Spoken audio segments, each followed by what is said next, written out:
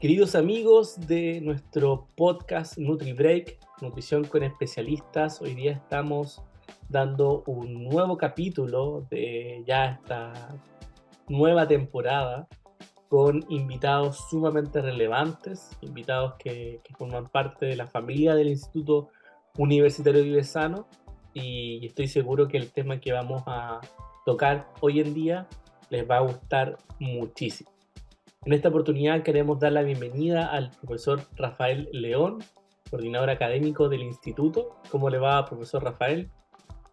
Todo súper bien, profesor Camilo. Encantado de la temática que se abordará el día de hoy y por supuesto saludar a nuestra querida audiencia que nos sintoniza a través de Spotify, de YouTube o quienes a través de nuestra cuenta en Instagram logra llegar a estos podcasts. Así es, así es.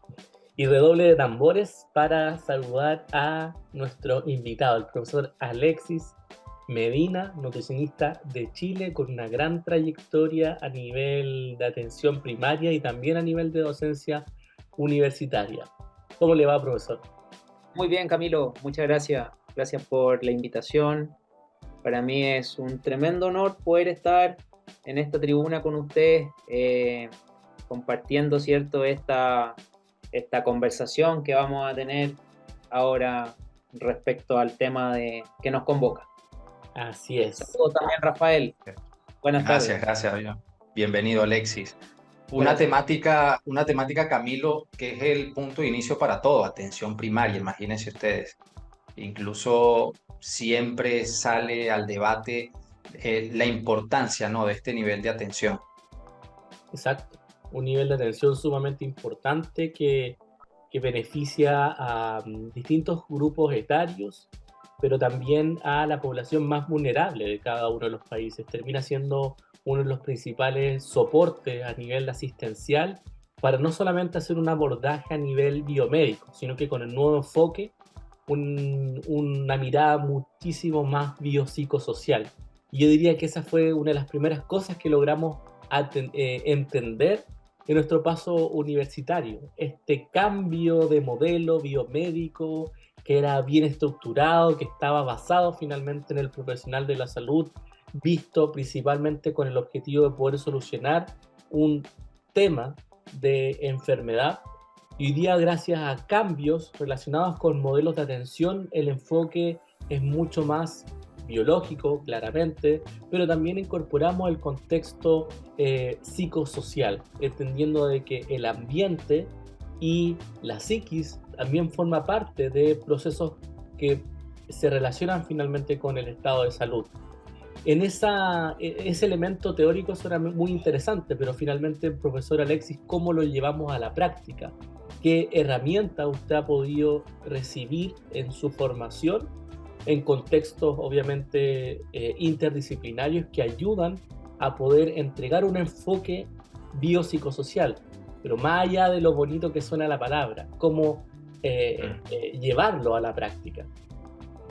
Y Camilo, sumaría también para que el profesor al final nos comente cómo llega Alexis a ejercer, cómo fue ese camino, ¿no?, en esta área, que es sumamente interesante. Exacto. Voy a partir por eso, primero, ¿ya? Muy buena tu pregunta, Rafael. Tuve la buena suerte de poder entrar muy rápido al sistema de atención primaria en salud de Chile. Me tocó hacer un reemplazo en un centro de salud familiar y de ahí inició mi carrera dentro del mundo de la atención primaria. Una atención primaria que en nuestro país, en la década del 80, era el hermano pobre de la salud pública. Como que muchos nutricionistas de esa época, que yo tuve la suerte de conocer después ejerciendo, me decían, yo tuve muchas oportunidades de trabajar en atención primaria, pero nunca lo quise hacer porque era mal visto, de hecho. Era el hermano pobre de la salud pública. Como que todos querían trabajar en el área secundaria y terciaria. Y con el pasar de los tiempos, ¿cierto?, con esta reestructuración que hubo, con esta declaración de la Alma Ata, donde posiciona a la atención primaria como el eje central de la salud pública de todos los países, es que empezaron los distintos países, específicamente, bueno, Chile, a diseñar distintas políticas públicas para fortalecer la atención primaria, ¿ya? Y aún estamos en eso ahora, si vemos finalmente los resultados, ¿cierto? Y vemos la catástrofe, por así decir, de varias condicionantes o de varias patologías principalmente, o factores de riesgo, mejor dicho, digamos, la malnutrición por exceso, por ejemplo, el sedentarismo, el tabaquismo, las altas incidencias de consumo de drogas, etcétera. Porque acá no tenemos que centrarnos solamente en lo que es obesidad, sobrepeso, ¿cierto? Sino que tenemos que verlo desde muchas variables. Embarazo adolescente, por ejemplo, que es un factor de riesgo muy importante. Todas esas intervenciones no han sido eficaces en un 100%, y eso es lo que hoy en día nos tiene con altas tasas de muchas situaciones que son negativas para el perfil epidemiológico del país. Entonces, yo tuve esa buena fortuna en el fondo de entrar inmediatamente a la atención primaria, hacer un reemplazo, y de ahí estuve casi 8 años trabajando en el nivel primario. Y bueno, como para poder contestar a Camilo, finalmente son varias herramientas las que uno va adquiriendo a medida que va desempeñándose en el rol. La principal de ellas es la experiencia, o sea, esto es básicamente algo que yo pienso que todos lo tienen muy claro, pero una cosa es salir de la universidad con los programas estudiados, ¿cierto? Con qué hace el nutricionista, cuáles son las políticas públicas, cómo hacer un estudio de familia, por ejemplo, que es una de las principales herramientas que se aplican ahí. Pero yo siento que cuando uno se inserta en un equipo de trabajo, y esto parte desde nuestro internado, ya desde la práctica profesional, ahí es donde yo podría aventurarme en decir quizás el 90% de los estudiantes salen enamorados de la atención primaria. Y eso lo viví yo como alumno, y me tocó vivirlo muchas veces como profesor. Porque tú preguntas en segundo, tercero, ¿qué área a ti te gustaría desempeñar? ¿O cuál es tu meta laboral? No, quiero trabajar en una clínica, o yo quiero trabajar en un casino, quiero ser profesor. Y yo les pregunto, ¿y la atención primaria? No, profe, no me gusta. Ya, diga, le voy a hacer la misma pregunta cuando salga de su internado. Y en una gran cantidad esa opinión se revierte. Y tú lo ves después porque las mismas estudiantes te escriben, profesor, porfa, si es que tiene usted alguna oportunidad de ayudarme a entrar, hágalo porque me encantó, me enamoré. Y eso básicamente es porque uno tiene un contacto distinto con las personas que forman parte de este sistema. O sea, trabajamos en un hospital, en una clínica, ¿no? Y finalmente tú al paciente lo ves, lo intervienes, ¿cierto? Se va de alta y la posibilidad de que lo vuelva a ver es nula, ¿cierto? Salvo que esa persona vuelva a tener algún evento y eso es no deseado, ¿no? Pero en cambio en este modelo es muy distinto porque finalmente tú lo ves durante todo el ciclo vital, digamos. Desde que está embarazada la mujer, después nace ese bebé y así sucesivamente. Así que principalmente creo yo que es la misma experiencia propiamente tal, la vivencia, mejor dicho, de ser parte de un equipo que se dedica a cuidar a las personas desde la atención primaria. Eso. Exacto. Y con un enfoque también desde la prevención, porque eso también es una gran diferencia quizás dentro de los otros modelos de atención.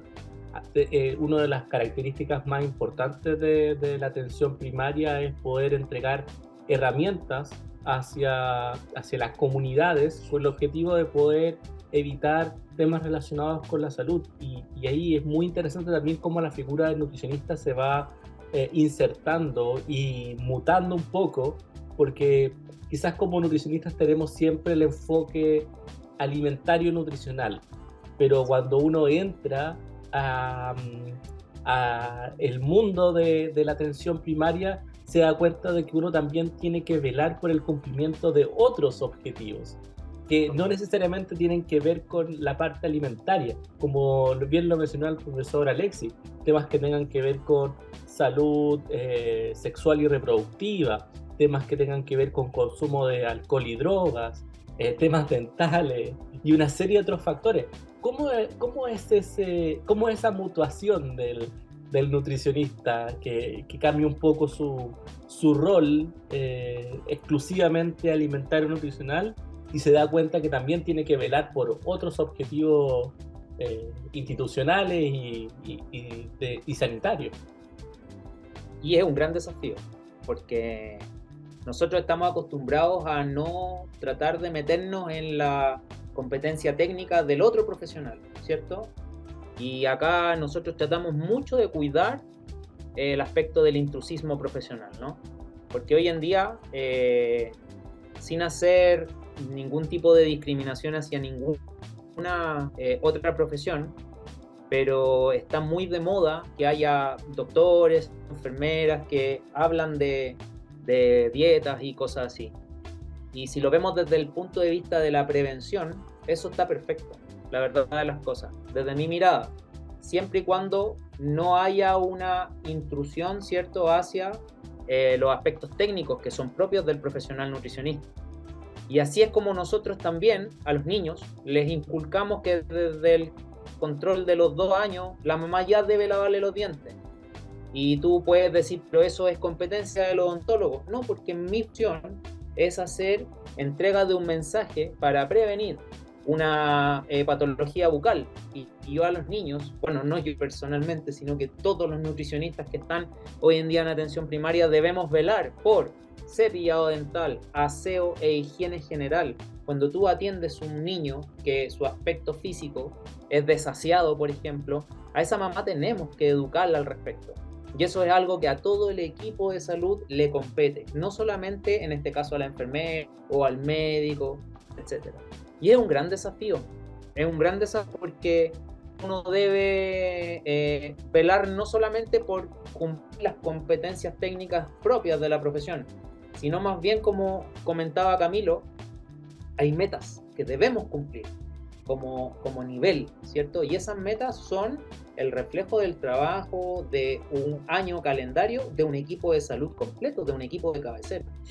Entonces, si yo debo, por ejemplo, participar de una actividad de promoción de la salud donde tengo que ir a un colegio, ¿cierto?, a hablar de salud reproductiva, por supuesto yo voy a llegar a un punto en que hasta ahí nomás puedo yo llegar como nutricionista, ¿cierto? Y ya de aquí en adelante la competencia técnica es de las matronas o de los médicos, ¿ya? Pero yo sí puedo entregar un mensaje, por ejemplo, evitar el consumo de tabaco. Eso no es propio del kinesiólogo, es propio del equipo de salud. Pero ya si hubiera que hacer una intervención mayor en ese paciente, es ahí el kinesiólogo el que entra con sus competencias técnicas propias de la profesión. Eso. Y es un desafío enorme, Camilo y Rafael, la verdad de las cosas. Y es un desafío tan grande porque no compete solamente al mundo de la salud. Acá también tenemos que verlo desde el punto de vista interdisciplinar y también intersectorial. Eso es lo más importante, el concepto intersector, donde uno debe generar alianzas con otros sectores, no solamente salud, sino que, y principalmente, educación. Cuando hay una conversación muy dinámica entre el sector salud y el sector educación, eso es un beneficio enorme para proteger la salud de las generaciones que vienen, en el fondo, porque tú lo puedes abarcar desde el jardín infantil hasta cuarto medio. Eso. Total, y es un nivel que viene a atender eso que tanto vemos en las estadísticas, ¿no? Como usted resaltaba en diferentes escenarios, obesidad, tabaquismo, embarazo precoz, en fin. Ahora, este sector, desde el punto de vista estadístico, ¿qué tributa al Estado, que es en definitiva el encargado, ¿no?, de diseñar, reestructurar políticas públicas? Desde el punto de vista estadístico, ¿qué se logra generar en este nivel de atención que tribute a la estructura o reestructura de ciertas políticas? En el fondo tú me preguntas así como que te haga un perfil del paciente que se atiende en el nivel primario. Sí, no, más bien un paneo general, ¿no? De todos los resultados que se puedan obtener en este nivel de atención, de qué manera puede tributar este nivel de atención en la reestructura de alguna política, de modificar algún tipo de intervención. De hecho, ahora, por ejemplo, Chile tiene una de las políticas públicas más importantes y ejemplo a nivel mundial de protección de velar por la protección del estado nutricional de los adultos mayores, por ejemplo, y de los niños también, que es el PENAC y el PACAM, que es el Programa Nacional de Alimentación Complementaria de los niños y de los adultos mayores. Y fíjate que durante muchos años este programa ha sido tremendamente mal valorado por parte de la población por distintos motivos, la verdad de las cosas. Por desconocimiento, por falta también de intervenciones por parte del equipo de salud que promueva el uso de estos beneficios, ¿cierto? Y gracias a la intervención de distintos sectores es que hoy en día, por ejemplo, se diseña nuevamente o se rediseña esta política pública en miras de mejorar desde el punto de vista técnico, de sabor, ¿cierto? Y de la vía o la forma en que el nutriente específico se le entrega a los beneficiarios, este programa. Hubo un rediseño absoluto de los beneficios, ¿cierto? Ahora vienen con fórmulas rediseñadas, con una tecnología nueva, con otro nombre, con otra característica organoléptica que va a promover, por supuesto, el consumo de estos beneficios. Y ese es solo un ejemplo en el fondo, porque pudiera dar de muchos ejemplos. Claro. Pero así como para... Dale, no. No, y allí enlazo también la experiencia de Perú. Perú incluso salió a relucir en muchas ponencias relacionadas con la malnutrición por déficit, porque uno de los grandes flagelos en este país era el tema de la talla baja. Y Perú es bandera en América Latina de políticas orientadas al el combate de la talla baja en la infancia. Entonces, fíjense qué interesante, ¿okay? Un modelo de salud que permite dar a conocer primeramente a nuestra región y al mundo cómo estas políticas orientadas a los adultos mayores ha tenido ese impacto, ¿no?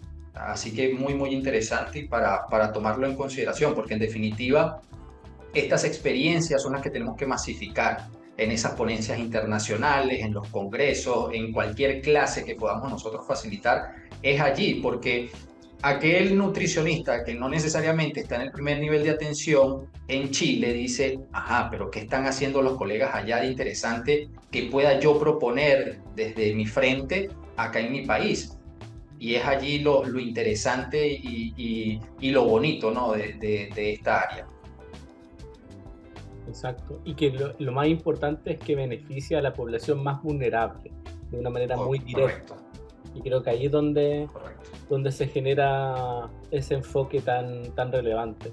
Quiero llevarlos a otro momento que yo diría que todo aquel que nos está escuchando hoy en día se va a sentir muy identificado, que es una actividad muy propia de la atención primaria, que son las visitas domiciliarias.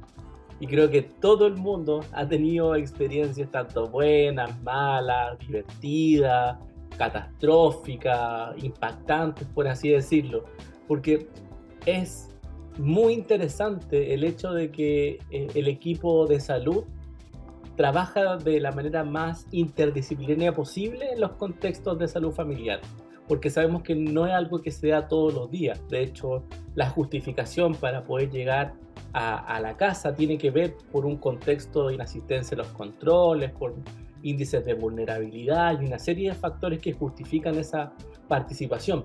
Sin embargo, todos aquellos que hemos tenido la experiencia de realizar esta actividad, hemos salido diferentes, por así decirlo, porque no hay nada más privado que la casa. No hay nada más evidente finalmente de cómo se relacionan las interacciones familiares, cómo uno puede visualizar temas estructurales a nivel de infraestructura, pero también cómo relaciona temas de jerarquía en las dinámicas familiares. Muchas veces uno logra visualizar hacinamiento, muchas veces también puede evidenciar dificultad en las finanzas personales, distribución poco equitativa quizás de algunas prioridades. Yo creo que más de alguno ha pasado que ha visto casas que están en muy malas condiciones, pero que en la interna, adentro, pueden presentar una serie de últimos artilugios tecnológicos. Entonces es súper interesante cómo se genera esa figura de entrar a la casa con mucho respeto, obviamente, sin ningún afán de crítica, sino que con un objetivo claro de poder entregar un consejo, una herramienta, una mirada interdisciplinaria a lo que finalmente necesita y que justifica finalmente esa visita. ¿Cómo ha sido la experiencia de ustedes dos? Y aquí sumo también a Rafaela esa pregunta en relación a esa actividad. Yo estaba viendo sus caras, que cuando hablé de visita domiciliaria, yo creo que se acordaron de alguna anécdota o alguna vivencia, así que me encantaría a mí, bueno, y no solo a mí, sino que todos los que nos están escuchando, conocer alguna experiencia de esas visitas. Partamos con Rafael, ¿le parece? Vamos. Yo voy a mencionar, incluso fue una de mis primeras experiencias desde el punto de vista profesional, y era cómo lográbamos detectar en el primer nivel de atención ciertos casos de malnutrición por déficit, ¿no? Y entonces, de repente, como el ejemplo que daba Camilo, no llegaba o no volvía ese niño a la consulta y literal, teníamos que ir a las zonas del silencio, que son, digamos, lugares, pero desde el punto de vista económico muy marcados, y llegábamos allá y encontrábamos al niño en peores condiciones nutricionales. Y allí entonces nos veíamos en la necesidad de a esa madre comentarle la importancia de que ese niño recibiera la atención, que ambos recibieran la atención. Entonces nos llevábamos a el niño y a su mamá a un centro de atención nutricional para, en definitiva, nuevamente llevar a este niño a un peso adecuado para la edad. Entonces, sin embargo, quedaba ese sinsabor de que muchas veces la estructura de las políticas no son del todo perfectas. Y allí de repente el profesor Alexi me puede complementar con algunas experiencias allá en Chile, porque atiendo este peso bajo para la edad, pero eso que resaltaba el profesor Camilo, la estructura de su casa, hacinamiento, los servicios básicos, cómo estaban, que de repente ese sí era el detonante, ¿no? De este bajo peso en el niño. Y lo interesante de mi experiencia era cómo íbamos al terreno, dábamos con el caso, recibía la atención, pero ya después venía de mi parte esa desmotivación de que, bueno, pero solventamos esto a mediano plazo, pero si no solventamos esto, no vamos a solventar el bajo peso en este niño. Y quién sabe de todo lo que rodea, condiciones nutricionales de la madre, del padre, de sus hermanos. Entonces es un escenario que, si bien en muchos escenarios es sumamente positivo la experiencia y todo este tema, también nos encontramos con estos escenarios, estas circunstancias. Sí, y como dice Camilo anteriormente, esta actividad es una de las actividades donde uno más invade finalmente el terreno de las personas, ¿cierto? Porque ahí tú ves una cara, ves un rostro, ves un vehículo, por ejemplo, porque los pacientes llegan, pero otra cosa muy distinta es que te abran las puertas de su casa. Y en ese aspecto son muchas anécdotas. Yo pienso que quizás pudiéramos escribir un libro de lo que hemos visto en terreno, ¿cierto? Porque Camilo dijo algo muy cierto. O sea, de repente tú en la consulta convencional obtienes una serie de antecedentes de la familia, ¿cierto? Y muchas veces esos antecedentes no se condicen con lo que tú observas al momento de ingresar a una casa. Pero nosotros no vamos a eso finalmente. Yo no voy a ver, por ejemplo, qué equipo tecnológico tienen ellos. Finalmente yo voy a hacer otro tipo de intervención. Sí, eso es súper importante porque te da una información muy importante, ¿cierto? Y ahí hay de ahí mismo nace otro tipo de anécdota que, por ejemplo, paciente diabético que tú lo ves 1000 veces en el box de atención y te dice, no, yo no estoy tomando Coca-Cola, no estoy fumando, tranquilo, y tú llegas a la casa y tiene la Coca-Cola de 3 litros en la mesa y el paquete de cigarrillos ahí. Entonces tú dices, mira, cómo es finalmente, y muchas veces estos son anécdotas obviamente, y que te dicen, chuta, cómo es la realidad, po? Porque finalmente una cosa es atender en el centro de salud y otra cosa es ir al domicilio. Pero en el domicilio, cuando nosotros somos aceptados por parte de la familia de ingresar, que a todo esto eso también es un proceso crítico, porque si nosotros no contamos con ese consentimiento informado, donde el profesional o el equipo de salud debe a la familia informarle cuáles son los objetivos y propósitos de esta actividad que vamos a hacer en su domicilio. Si eso no es aceptado por ellos, no podemos ingresar. Y además de eso, debe haber sí o sí una relación previa de confianza entre un integrante del equipo y un integrante de la familia. Si ese lazo no existe, existe la posibilidad en que ellos no te firmen el consentimiento informado. Por lo tanto, y por eso es tan bonita esta actividad. Porque, claro, lo vemos desde la mirada en que nosotros vamos a recopilar información, ¿cierto? Pero también debemos verlo desde la mirada de lo más importante para nuestro modelo, que es acercarnos a la familia. Que ellos nos valoren a nosotros como parte del equipo de salud que vela por el cuidado de su salud. Y en ese sentido, Rafael y Camilo, son muchas las actividades que nosotros podemos hacer en el domicilio. A mí me ha tocado ir a casas, ¿cierto? A observar cómo es el entorno de un niño bajo peso, pero muy pocas veces. Acá como que en Chile eso no está erradicado, menos ahora posterior a la pandemia, donde el 10% de los domicilios de nuestro país se empobrecieron, secundario a la pandemia. Pero es raro que haya un niño, ¿cierto?, con una situación de déficit nutricional. Sí, a mí me tocó, pero era una desnutrición secundaria, ¿ya? Y específicamente ese niño tenía un problema labio-palatino, por lo tanto atentaba contra su alimentación. Y yo fui a su domicilio, ¿cierto? Y ahí uno observa estructuralmente la casa, ¿cierto? Desde el punto de vista de si cumple o no con los servicios básicos, si tiene o no tiene este terrible índice de hacinamiento, que eso es un factor de riesgo social muy importante. Pero por otro lado, y aquí se va a repetir una palabra, que en el fondo nosotros también tenemos que hacer una evaluación estructural de la familia como tal y además relacional de la familia como tal. Y eso es lo más importante de hacer estas intervenciones. Yo voy a ir a una casa a observar una situación, pero de ahí yo puedo sacar otra gran actividad que es una de las más importantes que tributan en nuestro modelo, que es el estudio de familia, que no es lo mismo que una visita domiciliaria. Porque la visita domiciliaria yo puedo ir y entregar una citación, por ejemplo, como decía Camilo. Yo voy, entrego una citación, o voy a ver qué pasa con este paciente que lo estamos esperando hace un mes y no va. Y también puedo ir a ver a una embarazada con diabetes gestacional, por ejemplo, un adulto mayor que está con problemas nutricionales por alguna patología crónica. Ahí en ese sentido yo sí siempre recomiendo que el motivo por el cual uno vaya al domicilio de las personas tiene que ser sí por competencia.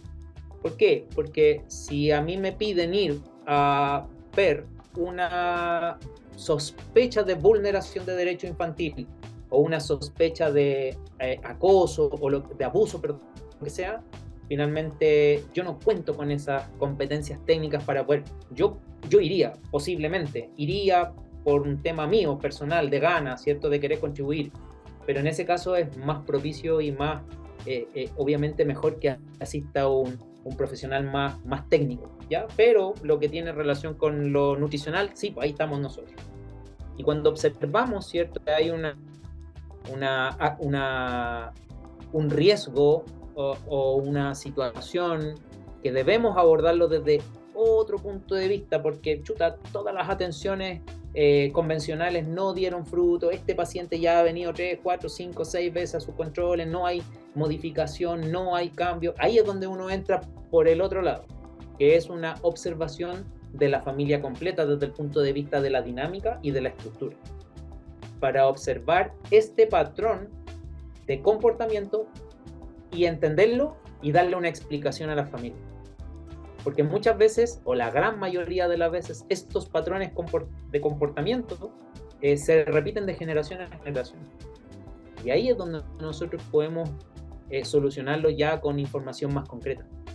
Y no es que nosotros los vayamos a solucionar, sino más bien nosotros le vamos a entregar a la familia todas las herramientas posibles para que ellos solucionen sus problemas acompañados de nosotros.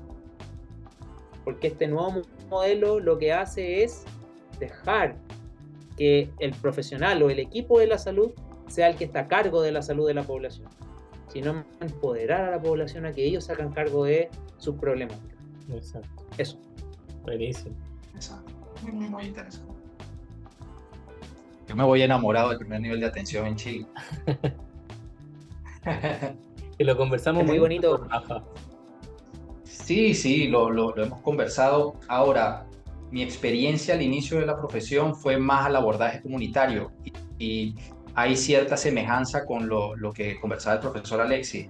Yo identifico, digamos, a ese líder en la familia, a nivel comunitario, ubico al líder de esa comunidad para poder llegar. No puedo aterrizar en un helicóptero y caer y, bueno, voy directo a las casas. No, es también importante cumplir con ese protocolo. Y allí se enlaza perfectamente este nivel de atención primaria que, bueno, primeramente el individuo, sí, que llega a esta consulta, pero también, dependiendo de cómo todo fluya, tomo en consideración ese comportamiento familiar. Así que no, enamoradísimo de esta estructura y de verdad fascinante, y aplausos de pie a todos los profesionales del área de la salud, bueno, en especial por la afinidad que tengo con nuestra profesión, por el trabajo que se hace en este nivel de atención. Excelente.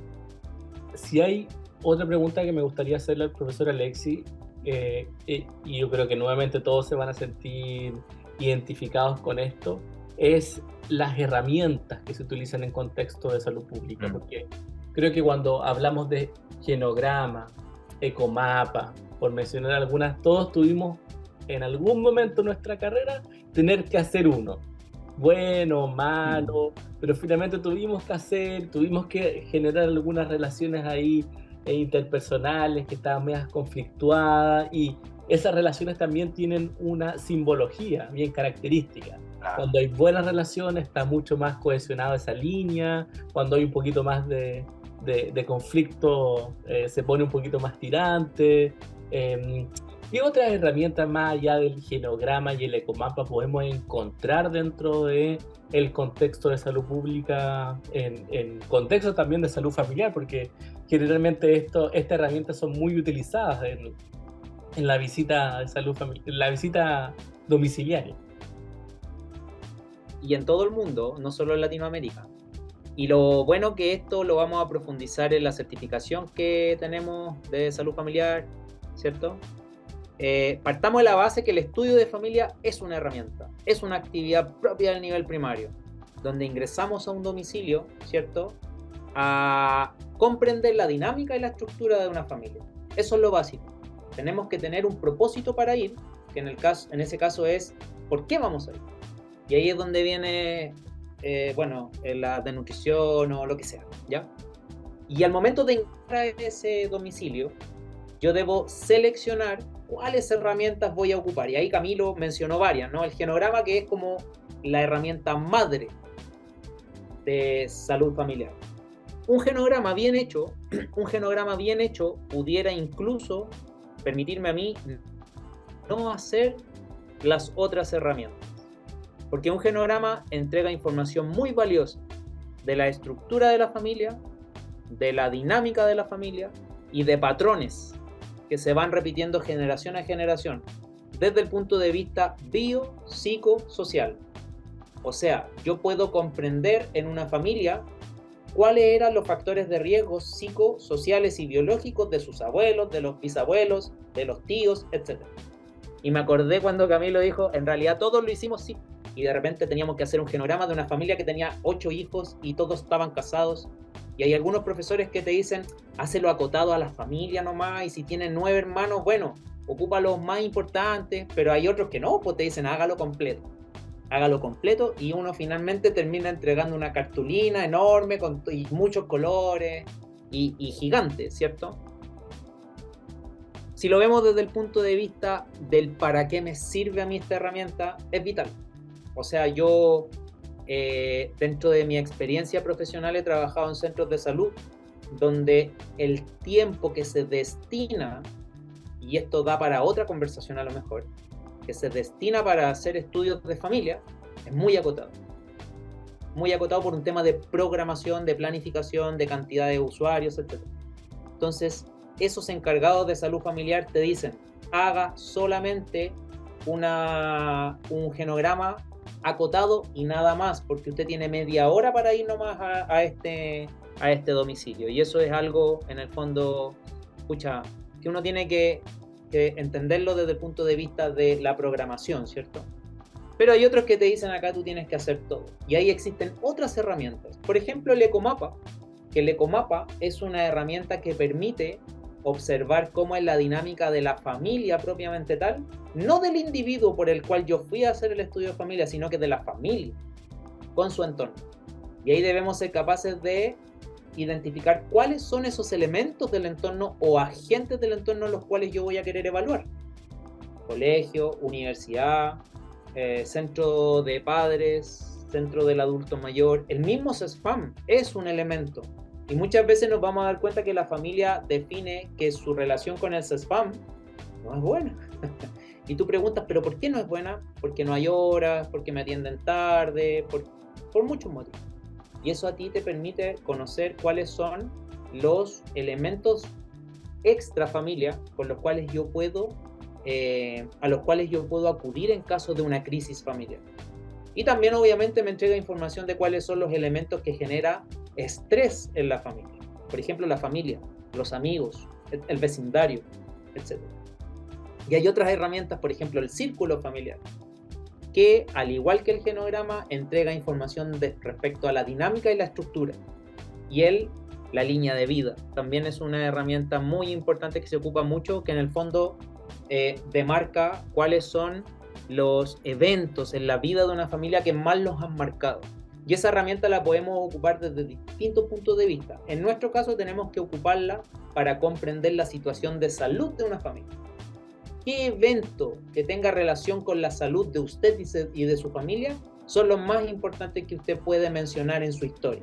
Y ahí ella te va diciendo, en el año 90 se enfermó mi hijo, en el 94 mi papá lo diagnosticaron de cáncer, en el 2001 fui a Miami, por ejemplo. Pero tú a esa persona no le puedes decir, pero eso no es importante. Para ti quizás desde lo que buscan no es importante, pero para ella sí lo es.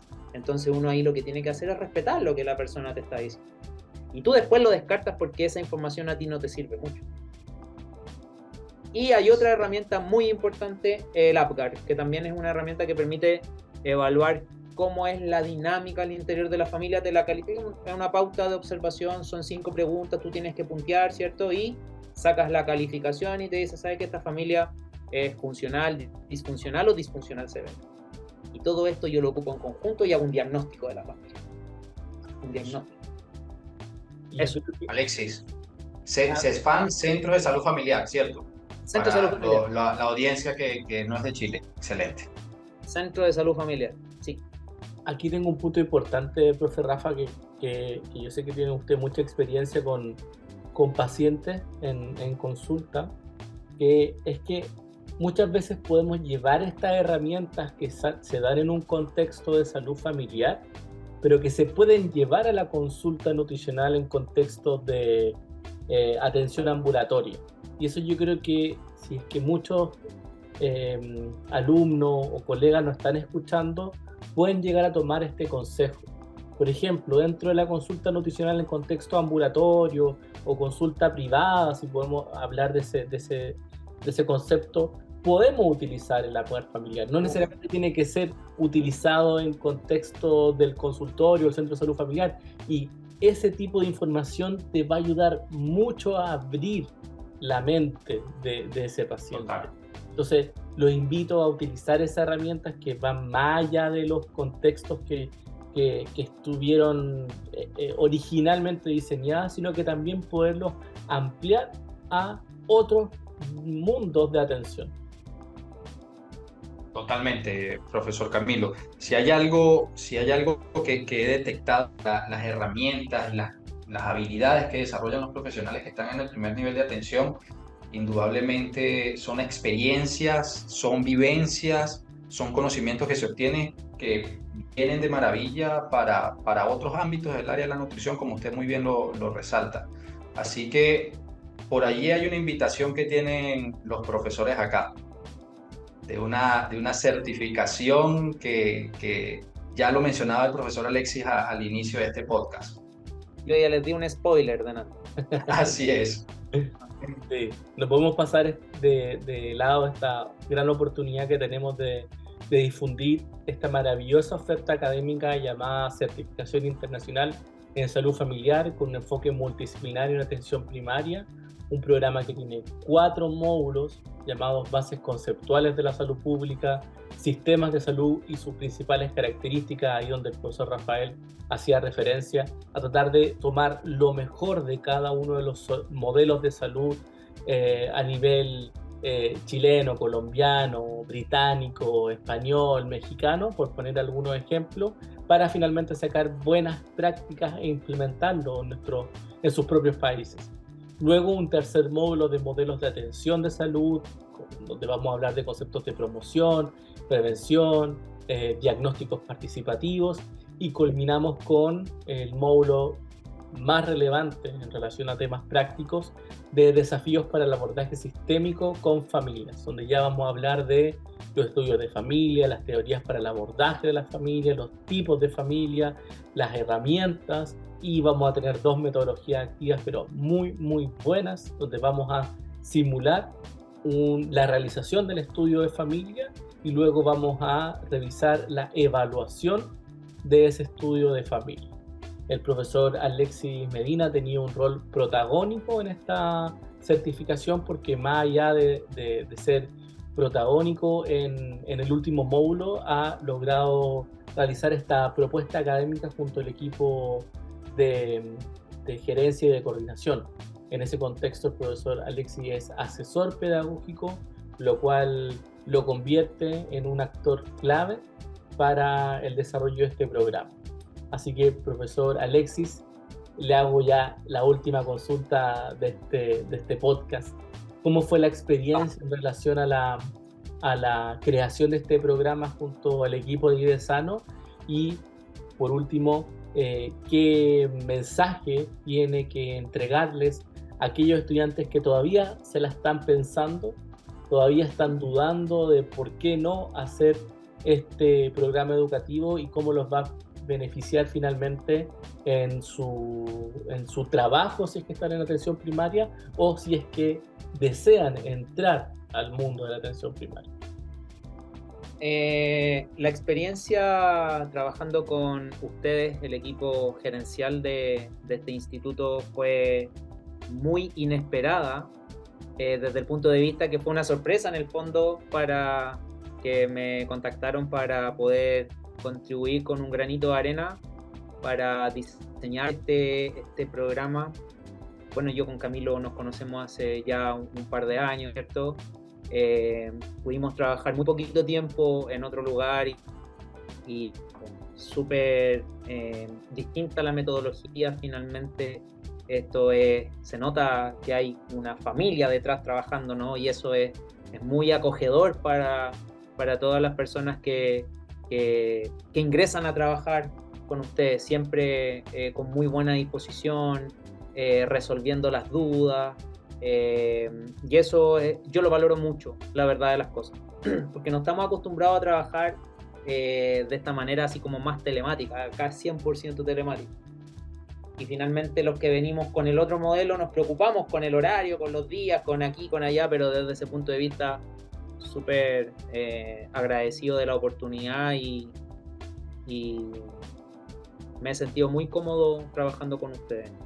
Y por otro lado, bueno, todas las personas que desean o que están ahí entre sí y no poder tomar esta oferta, yo pienso que cuando uno quiere profundizar una temática en cualquier área, siempre va a tener, y bueno, tiene la certificación, lo hace, se esfuerza, y tiene el diploma, por así decirlo, eso siempre va a marcar una diferencia con respecto al otro, siempre, en el lugar que sea, pero principalmente en el nivel primario, siempre, porque en el nivel primario, y esto quiero ser súper responsable, no es una crítica hacia los profesionales que trabajan, al contrario, yo soy un agradecido de ellos después de lo que les tocó vivir en pandemia, pero finalmente el nivel primario tiene esa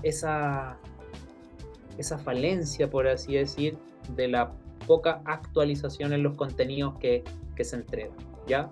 Si bien es cierto, hay programas de actualización o de capacitación, ¿cierto? Pero no es para todos. No es que el centro de salud se vaya a capacitar completo en materias de lo que sea, porque ahí te tienen que capacitar con respecto a todo, ¿cierto? Pero en esta área específica que es salud familiar y comunitaria, son muy poquitas las personas que logran ser enviadas a capacitarse. Finalmente es casi un... Y eso es algo que debemos mejorar, porque cuando tenemos una o dos integrantes del equipo capacitados, finalmente esas personas tienen que transmitir la información a los otros, y ahí es donde se genera, ¿cierto?, un caos, finalmente, porque no hay tiempo, porque no hay bloqueo de horas. Entonces, si tú sales de la universidad o estás trabajando y tienes la posibilidad de hacer este programa, es un plus. Además, muy cómodo, ¿cierto? Horarios flexibles, de forma sincrónica. Por lo tanto, es una oportunidad muy, muy, muy importante de poder profundizar y de llevar estos contenidos a la práctica. Así que, quien está ahí todavía dudando, no lo dude. Hágalo. Así es. Bueno, profesor, de verdad, muy agradecido en nombre efectivamente de toda la familia del Instituto Universitario Vivesano. Tenemos la certeza de que los estudiantes que una vez egresen de esta certificación obtendrán herramientas valiosas, que si de repente no es el momento para ingresar, bueno, más adelante se puede abrir la puerta de ingresar a este nivel de atención, o por qué no implementar estos conocimientos en otros espacios. Así que de verdad muy, muy agradecido por su desempeño, por sus aportes, y vemos muy bien que los estudiantes van a aprovechar todos estos conocimientos, y no solo de usted, sino de los profesores que muy minuciosamente, con su apoyo, logramos ubicar. Profesor Camilo, le doy el pase para que cierre de manera magistral este podcast. Muchas gracias, profesores. Ha sido un tremendo capítulo con mucho aprendizaje, con muchos recuerdos también del pasado, porque se abrieron un sinfín de anécdotas y experiencias.